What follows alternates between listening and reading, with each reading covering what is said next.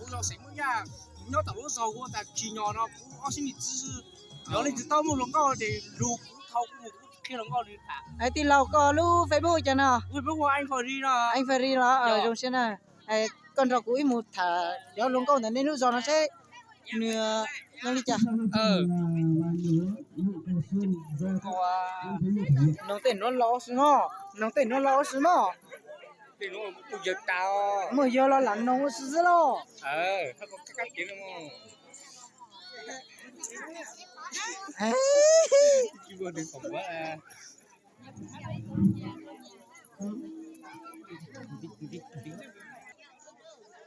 Thì lâu thân nó có lông bê vào lo.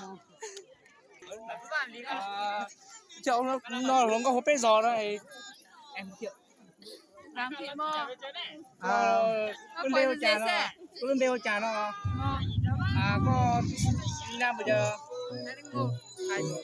Có của tao một tổ lu. Mua là. Có mua là. Nó có lúc không có của ta. Về sẵn nó có lúc của tao. Làm thiện mò đó. Do lên từ sáng một lúc thì đủ bên tù nó con nó thả đó. Chẳng này. Nó là bên tù em chế rồi do lên tao một lần đầu tao một lần con thì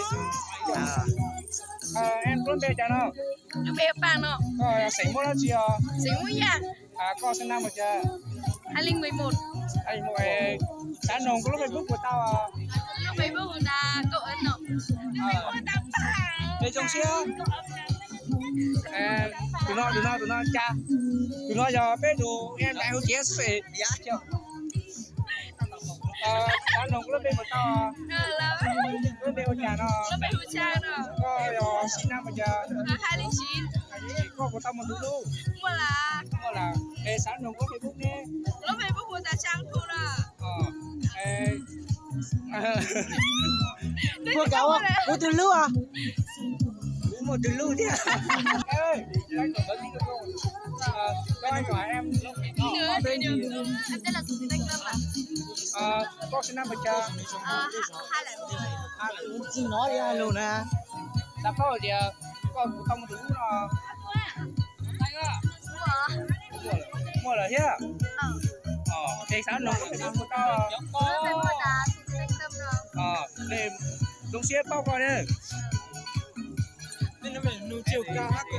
Chiều cao nó nè. Đây bên nồng. Nó hỏi thẳng à. Thì là sao nó có lông bê vào cho. Rất được. Cái có em gái họ vàng nữa. Đó là từ tao mua uống con thì nó cú đứa triệu nữa. Em thì có lúc bây giờ nó Bé Phúc Hàn rồi. rồi giờ thì cũng là chỉ mua chỉ có tao một đứa Tao. tao ấy cái sao nó thì mua cái được nó Bé Phúc Thanh Hàn rồi.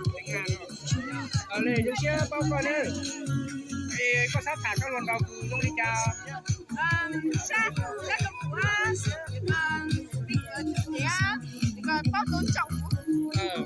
đó là từ tao nữ đây thì luôn nữa phải vẫn tay được lưỡi phòng bếp lắm đeo Nhá xong mà. cái xã bao thì có mua bao nhiêu chắc có một cái bao Giả sử chúng ta mua bao nhiêu thì ở đây xã nông chứ có lúc sông rồi sinh ra bây giờ có tao phải chịu chi rồi. đây xã nông có Facebook của tao Tao cơ mà. tao có Facebook của cha nó Về phải bước qua đợi chờ này. có xã từ lúc dùng đi chợ chứ giờ giống có chứ giờ chưa có Sáng mà tao cứ uống có hàng gì lúc ha lúcอยู่ทางพื้นทางเลย đây lúc xếp có coi đấy chào mà. coi chào ba phỏng vấn cái xã nông có ấy giảm của tao Đi xa lấy trong rậu. Đi xa lấy trong rậu. tao xã có thì có luôn bê cha nó Luôn bèo mang. có luôn bê mà nó bây giờ sấy mua đó chiều Sấy mũi già. có sinh năm bây giờ Sinh năm xong nó cổng xa xong á. có một lần tao Tao này. tao hôm nay có sát thả nó có đi trà chứ là không đi trà Lúc tía tao. ở lớp trẻ tao ấy sáng nồng có Facebook cho của nó có cái bảo của tao à Lỡ sau đây không tiếng mắng tao à. lên trong xe bác con đấy Đi lo phỏng vấn cho tao cơ mà. sắp tới để có lên về trả là Ủa chỉ cho tôi hay nhớ tao khi nhau cái lớn. Ủa có trời sao tí to rồi. để có lên về trả đi Ủa tê cho vợ đến à. lên về để nó có sao thả tù lông câu luôn đi trả nào lên về trả thế Tôi do nhon trai sẽ tê tao à. đừng phải bố có phải bố trả nào Ủa đó. giờ Bao dùng máy à. có được mấy á để bao lên rồi một sự cũng chưa giờ nói là bao là dưới bên để rồi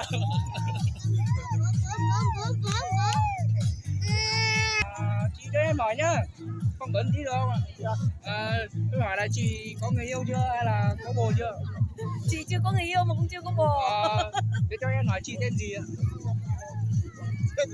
Phải nào.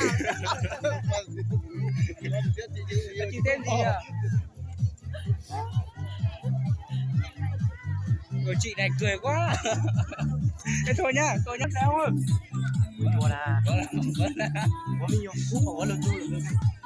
dạ là lâu nó rồi bây giờ nào lấy trong trồng cái cho tụi nó là biết tụi lâu hú chế đung đầu chắp lời có tụi nó cho có lên đây trả lời tụi lâu Giới thiệu lúc về không đâu.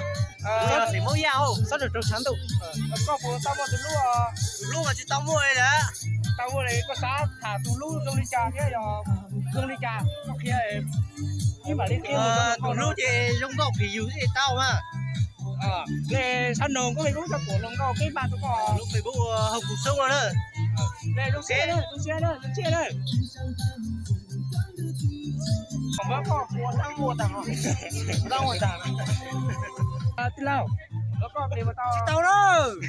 tao lo đó chị phò cái lời cái phụ vẫn có tao Nè chị.